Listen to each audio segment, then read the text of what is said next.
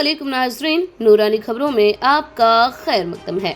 नाजरीन, इस viral video का जिक्र करने से पहले हम आपको इतिहास के उन लम्हों में ले जाते हैं जिसने अपने वक्त में दहशत मचाई थी। 15 मार्च 2019 ये वो तारीख है जब न्यूजीलैंड में दुनिया को हिला देने वाला एक आतंकवादी हमला हुआ था। दिन था जुमे का और वक्त था 1:30 से 2 बजे के आसपास का।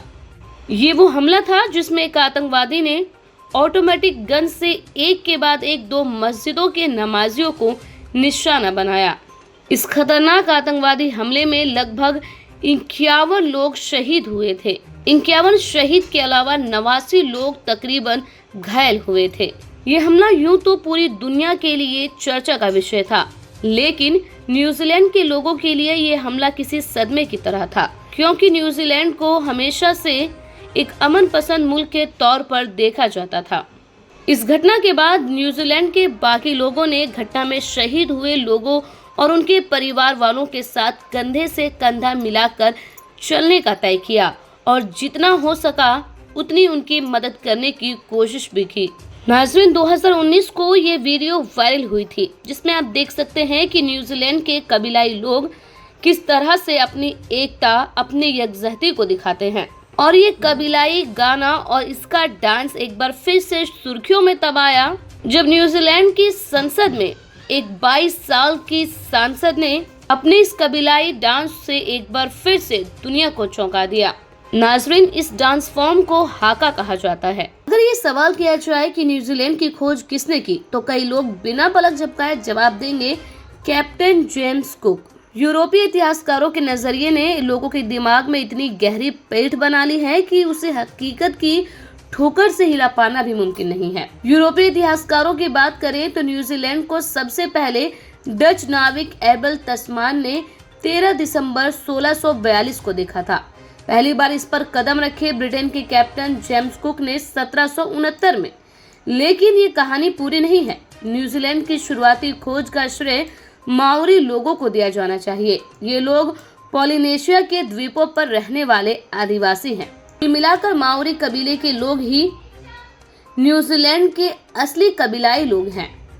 लेकिन ब्रिटेन ने साजिश के तहत माओरी लोगों से उनके हुकूक को छीना, उनके हकों को छीना और आखिर में उनके हुकूकों की सुरक्षा के लिए एक विधेयक बनाया, एक बिल बनाया जिसके तहत माओरी लोगों के कुछ हुकूक थे जिन्हें मिटा पाना नामुमकिन था। बता दें कि इस पूरे विधेयक का संबंध 1840 की वेटांगी संधि से संबंधित है। 1840 की वेटांगी संधि में निर्धारित सिद्धांतों के तहत जनजातियों को ब्रिटिशों को शासन सौंपने के बदले में अपनी भूमि को बनाए रखने और अपने हितों की रक्षा के लिए व्यापक अधिकारों का वादा किया गया था, जिसे अब मौजूदा सरकार बदलना चाहती थी। इसी के विरोध में न्यूजीलैंड की संसद में कुछ इस तरह का विरोध हुआ, इस तरह की मुखालफत हुई कि पूरे देश में ये मुखालफत सुर्खियां बन गई। कौन है हाना रावहिती? सांसद हाना रावहिती करेरी की माइपी कलार की उम्र सिर्फ 22 साल है। वो लगभग 200 सालों में सदन की पहली सबसे कम उम्र की सांसद है। वो एओटेराओ में 1853 के बाद से सबसे कम उम्र की सांसद बनी। न्यूजीलैंड में 2023 का चुनाव जीतने के बाद माइपी क्लार्क ने सुर्खियां बटोरी थी। अपने पहले भाषण के दौरान भी उन्होंने संसद में ट्रेडिशनल हाका डांस किया था। उन्होंने 2023 के चुनाव में सबसे लंबे समय तक सांसद रहने वाली नानिया महुता को हराया था। अब बात करते हैं कि माओरी हाका डांस क्या होता है। दरअसल माओरी हाका डांस न्यूजीलैंड के माओरी जनजाति का पारंपरिक नृत्य है। ये अक्सर समूह में किया जाने वाला डांस है। ये माओरी डांस जनजाति की शक्ति, गर्व और एकजुटता को प्रदर्शित करता है।